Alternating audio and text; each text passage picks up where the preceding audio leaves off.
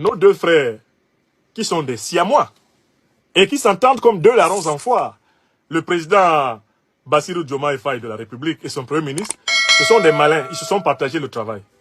Toi, Bassirou, tu vas jouer aux gentils. Moi, Ousmane, je joue aux méchants. Et dans tous les cas, on va les avoir tous. On va les gnaff. On va gnaff la CEDEAO, on va gnaff l'AES, on va gnaff la France, on va gnaff les États-Unis, on va gnaff la Russie, on va gnaff tout le monde. Ça, c'est la première hypothèse. C'est-à-dire que c'est le plan de nos frères. Les gars sont forts. Il dit, vas-y, toi, va vers les États de la CEDEAO, flatte-les. Moi, je vais aller vers ceux de l'AES, je les flatte. Au final, on va gagner les deux côtés.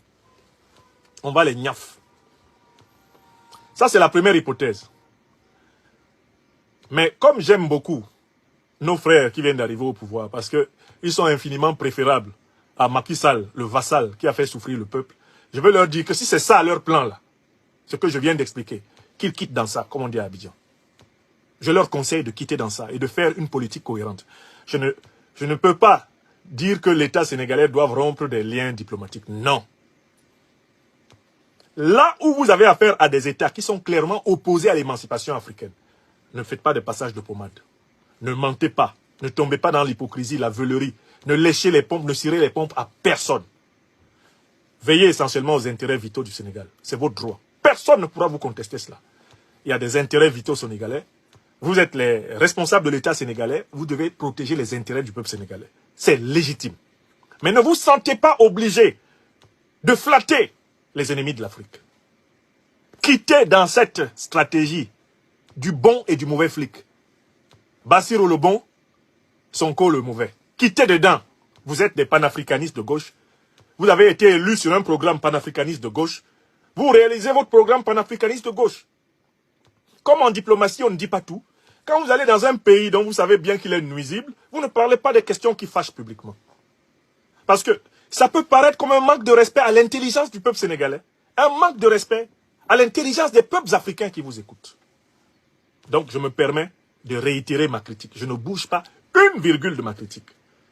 Sortez du bicéphalisme idéologique auquel vous voulez donner prise. Sortez du double langage que vous dénoncez auprès des dirigeants français, des dirigeants européens, des dirigeants occidentaux. Parce que le Premier ministre Ousmane Sonko a montré que l'Occident est affaibli à cause de son double langage. Mais ce qui s'est passé entre ce que le Premier ministre Sonko dit à Dakar et ce que le président Bassirou dit à Abidjan, c'est le double langage. Si le double langage affaiblit l'Occident, cela veut dire qu'il peut aussi affaiblir le Sénégal.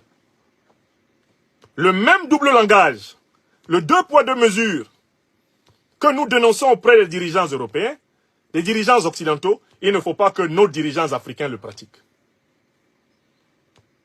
Vous ne pouvez pas d'un côté dire que vous condamnez la politique criminelle de la CEDEAO contre les pays de l'AES et de l'autre côté, féliciter Alassane Ouattara, qui est pourtant auteur de cette politique. Voilà le double langage qui a discrédité l'Occident. Il ne faut pas que ce double langage s'installe au Sénégal. Ça peut être une erreur de parcours. Je suis tout à fait d'accord. Vous avez tout à fait le temps de redresser le parcours. Vous avez tout à fait le temps de nous donner la preuve de votre cohérence. Mais si vous continuez dans ce langage en quinconce, vous allez subir les mêmes conséquences que l'Occident subit aujourd'hui.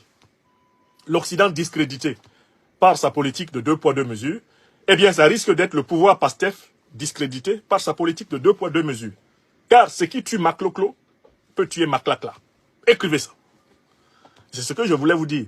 Alors, je sais qu'il y a autour de vous des gens qui ne supportent pas qu'on ait une pensée critique envers vous. Je voudrais juste leur rappeler qu'ils savaient où trouver mon numéro de téléphone quand vous étiez en prison. Ils savaient m'envoyer les informations nécessaires pour vous défendre sur les réseaux sociaux. Les mêmes qui, aujourd'hui, viennent sur les réseaux sociaux pour m'interdire de vous critiquer. Pendant que vous nous présentez dans vos discours comme des activistes radicaux. Et que vous invitez Mélenchon. Mais pas les panafricanistes révolutionnaires qui vous ont aidé. En priorité. Maintenant que vous êtes au pouvoir. N'oubliez pas que le pouvoir là, c'est une roue qui tourne. C'est une roue qui tourne. Ce que je souhaite, c'est pour le peuple du Sénégal. Le peuple du Sénégal a droit à un gouvernement cohérent, à une idéologie de gouvernement cohérente. Il a droit à une élite politique qui pratique un langage sincère, un langage de vérité, et non pas à la ruse du bon et du mauvais policier. Si c'est cette ruse-là que vous avez conçue, mes chers jeunes frères, car vous êtes tous, si je ne m'abuse, des cadets en âge, même si vous êtes maintenant des aînés en responsabilité, eh bien, mes chers jeunes frères, si le plan que vous avez ourdi, c'est le plan du bon et du mauvais flic, quittez dans ça, parce que les Africains voient. Les Sénégalais, les premiers, voient. Si vous naviguez encore dans ce plan-là, vous allez voir la différence dans le désamour de ce peuple. Je ne souhaite pas que ce désamour arrive. Parce qu'il y a beaucoup d'espoirs qui ont été placés en vous. Beaucoup d'espoirs. Je ne sais même pas si vous mesurez ce que vous représentez pour toute l'Afrique. Bassirou Diomaye Faye à la présidence, Ousmane Sonko à la primature. C'est un immense espoir qui s'est levé sur le continent. Ne nous décevez pas. Je ne vous demande rien. Vous pouvez faire vos 5 ans de pouvoir au Sénégal, je ne viendrai pas. Je ne viendrai pas si vous ne m'invitez pas, je ne viendrai pas. Je ne vous demande rien. Mais au moins, ayez pitié de ce peuple sénégalais qui a souffert avec vous, qui a souffert pour vous. Ayez pitié. Et appliquez la règle de cohérence que vous avez appliquée, mon frère Premier ministre. La règle que vous avez appliquée à l'Occident, appliquez-la vous-même.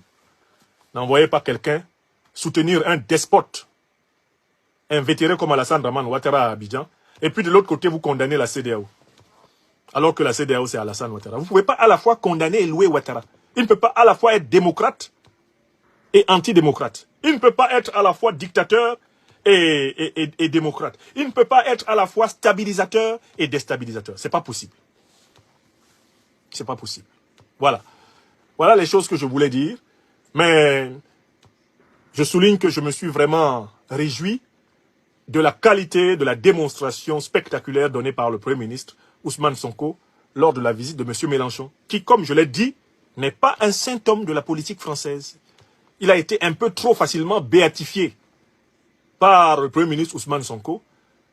Ce n'est pas vrai. Mélenchon a une co-responsabilité dans l'histoire de la France-Afrique. Je dis bien une co-responsabilité.